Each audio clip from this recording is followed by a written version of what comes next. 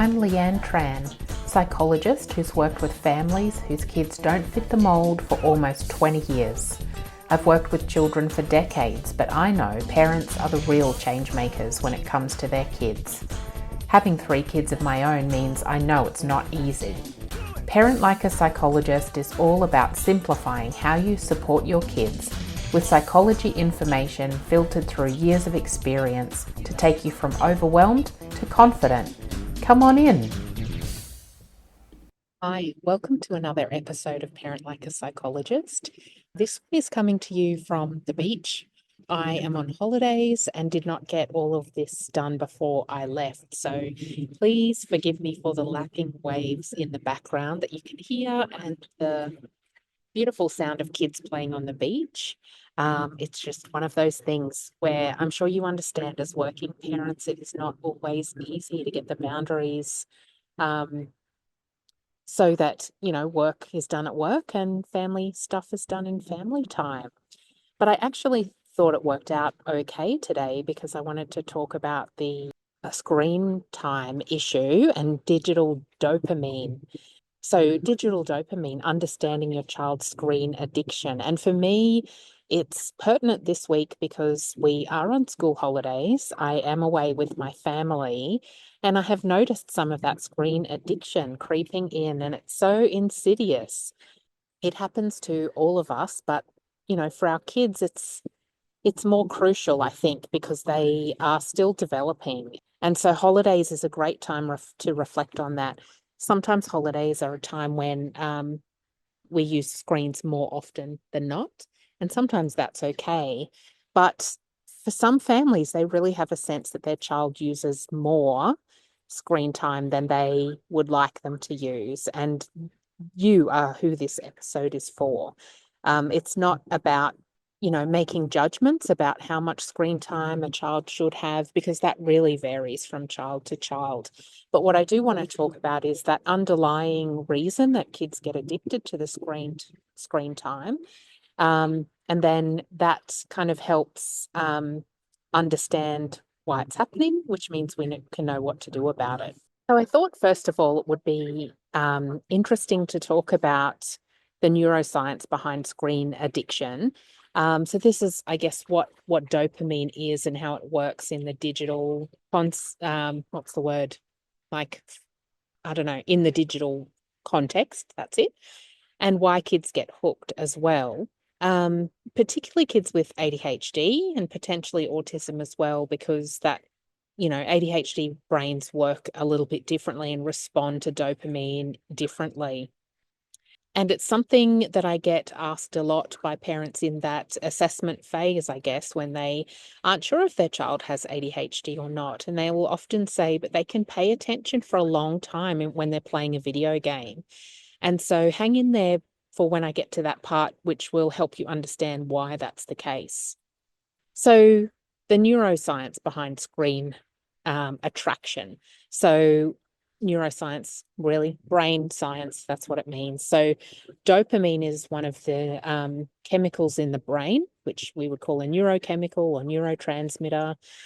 Dopamine is what floods the brain when we get excited about things. And so it gives that really positive feeling that can then become addictive for kids. So it's anything that gives that kind of sense of reward in the brain. So it's the same thing that happens with some illicit drugs, gambling, those kind of things. And we can see why they're we already know that those types of things are addictive, but that's what happens with digital input sometimes. And so it's why it's things like there's that immediate buzz from, I guess for girls, often it's social media. So it's seeing that other people have liked their post or commented on it. Or sometimes it's that someone's posted something new and it's exciting. It's an update. So that's that little hit of dopamine that we get. It's the same for adults as well. And so for me, particular, it's Instagram is a thing that I use when I feel bored or have a little downtime sometimes. And it's that initial flood of like, of the dopamine, the excitement that makes me want to go back to it next time I'm feeling bored as well. And so for for boys, it's more often gaming. And so with gaming, there's lots of input coming in all the time. And so if you think about something like Minecraft, it's a little bit like Lego in that kids are building something with block-like shapes. But what doesn't happen with Lego is that there's things on the screen coming in all the time, new information. So things like zombies, things like animals, creepers, whatever they're called. So it's always new information coming through that provides the dopamine hit, and it takes the attention of the child. And so for our ADHD kids, that's why those activities they can seem to be paying a lot more attention to those kind of things than other activities. But it's not really just one stimulus that our child is getting in a computer game. It's lots and lots of them over and over in really quick succession. And so I compare it sometimes to thinking about tuning into a teacher at school. It's that one stimulus is what we call, stimulus is what we pay attention to. So it's anything that's happening. The stimulus of a teacher talking is one thing. You are meant to tune in and pay attention to that one thing for 10 to 15 minutes before maybe they move on to a different activity. In a computer game like Minecraft, it's constant information coming in. Other ones too, Roblox, Fortnite, there's other people playing the game. There's NPCs or non-playing characters kind of coming in all the time. So there's lots of stimulus to pay attention to. And each of those things can have dopamine with it as well. So if it's an exciting thing, if it's a challenge, it's really fun and interesting. And that's kind of the complete opposite to, or that's exactly what ADHD brains like. It's the opposite to what they dislike, which is boring stuff and hard stuff. So games are really easy and they're really interesting and entertaining. The way any kind of neurotransmitter or addiction, I guess, in a way, happens is that when we do the thing that's fun and interesting, it releases that dopamine, which makes us feel really awesome. That can't be sustained, so that kind of floods away. But it means next time when we're not feeling great, that's the thing that we're seeking. And we know it comes from, our brains learn where it can come from. So we know it can come from social media or from a computer game or using a phone. So that describes a little bit about how dopamine is related to screens, but also why kids get hooked. Some of the things in phone use that gives dopamine are things like, bright colors, instant rewards in games, instant feedback. Lots of scrolling really in itself means that with every flick of our finger, there's something new coming in. So there could be 50 per second of new things coming through. And we know too that screens are really designed to capture our attention and keep it there. I don't remember who said this, but I often think of this quote that if you're not paying for a product, then you are the product. And that's a really great way to think about things like Instagram. We don't pay for it. That means we're the product, and what we give is our attention. So people who are advertising, they benefit from us paying attention to those things. And for kids as well, the more time they spend on the game, the better the game sells and does and all of that kind of thing. So they're really designed to keep our attention on the platforms. When you understand this, I think it helps then to know how your kid's experiencing it, and it helps you know how to manage it. And so one good example is that for me, at home with my kids, I know, and particularly the ADHD brain in my family, needs time to transition from using the screen to then being back to the real world. Well, I say real world, what I mean is the world that's less bombarding with stimulus and dopamine. And so there will be a time when, kids, first of all, now why they don't want to stop. So when you tell them it's time to stop, it's pretty normal for them to try and push that boundary. There's there's no real way around it, like saying 5 minutes more or 10 minutes more. It doesn't really help so much because that's just 5 minutes of the same constant stimulus, which then makes kids, it doesn't mean it's easier to stop in 5 or 10 minutes. Sometimes I can understand if it's, getting to a certain level or finishing a certain thing, that's fine, but just longer time doesn't help. What I find does help is time after it's stopped. So you can give kids a warning that it's going to be 5 or 10 minutes left and then it's time to finish. Afterwards, I usually, because kids say, what do I do now? I say, just take 5 minutes just to get your brain back used to where you are now.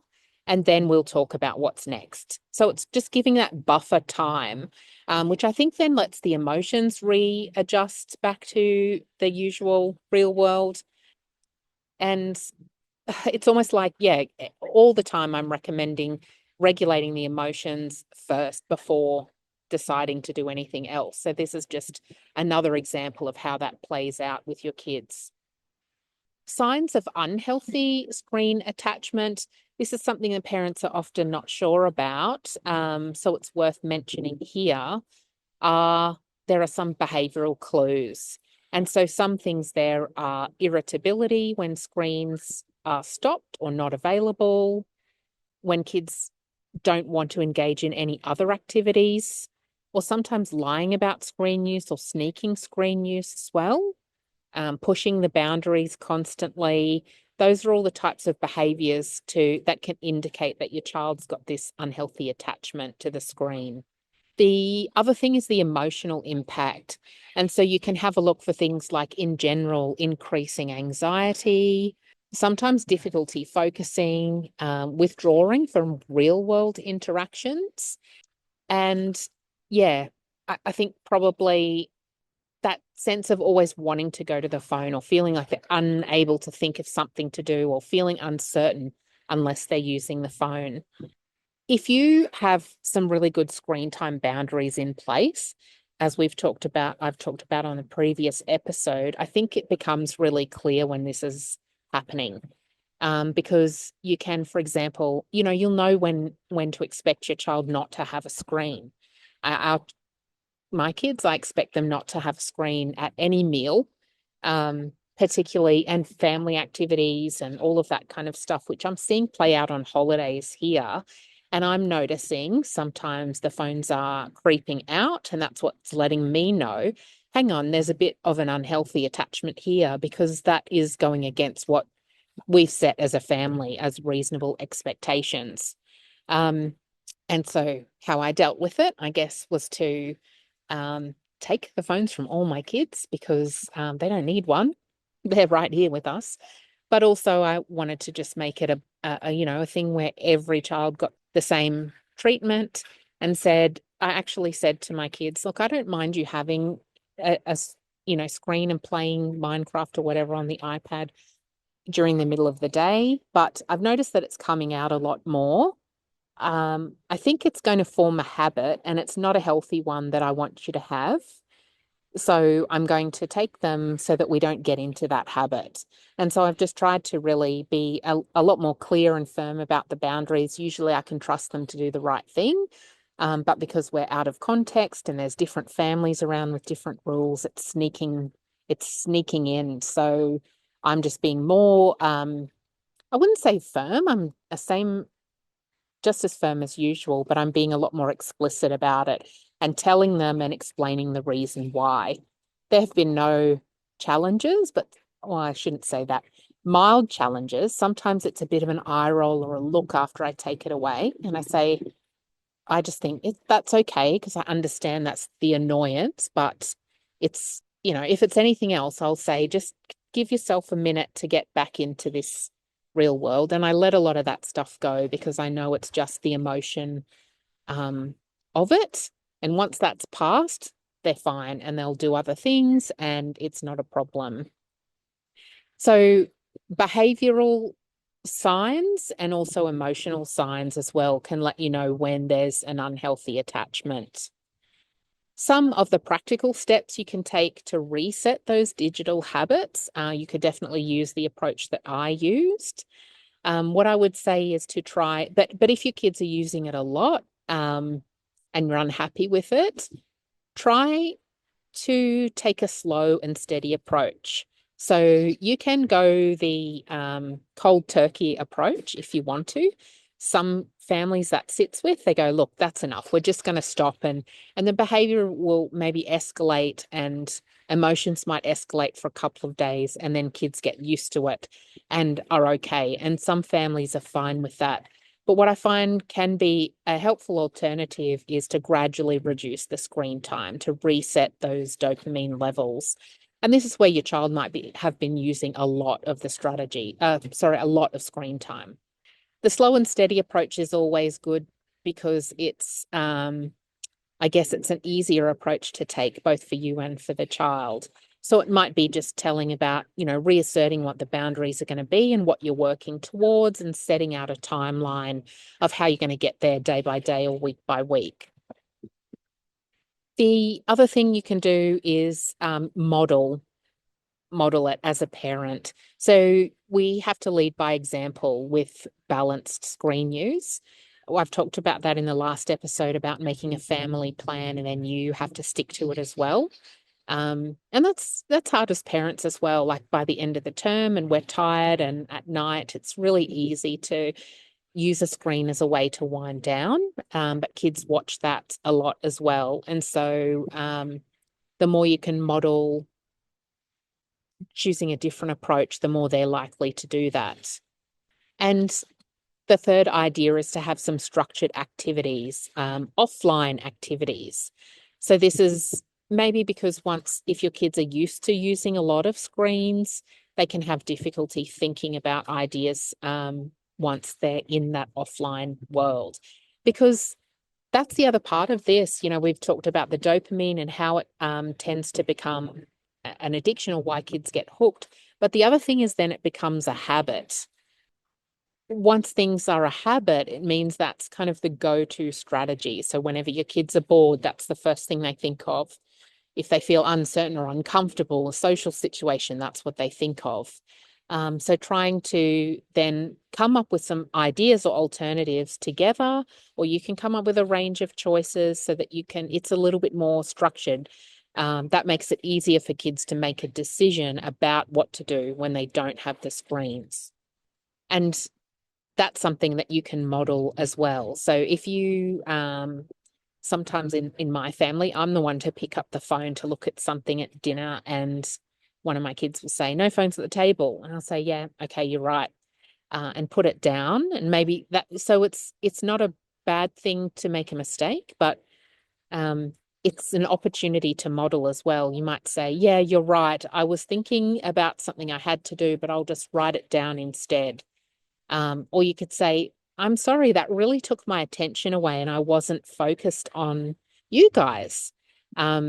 And that's not nice. I don't want to do that. So thanks for reminding me to put it away. Or you could, if you go to pick it up and pull yourself up and think, oh, I was bored and I just picked that up out of habit, but I think I'm going to go sit outside instead, or, get a cold drink or go and read a book. So even if you've set the intention to change your own phone use and then talk about it each time you make a different choice, that's fantastic modeling for your kids as well. And so I don't know how you're going with it in the school holidays. I hope it's going well. But think about it now and be observant about what your kids are doing, and that will set it up well so that you can go into the term with good intention. You might be happy to let it peak and be a bit more over the school holidays, but then have a real plan in mind about how you're going to change that and set it up so that everyone can be successful in the term.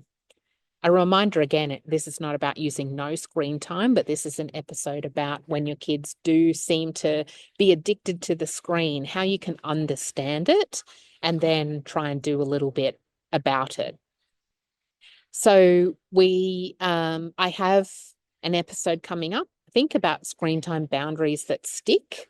I might have referenced some of that in today, but maybe it's not coming out till after this episode. But anyway, it's one to watch out for.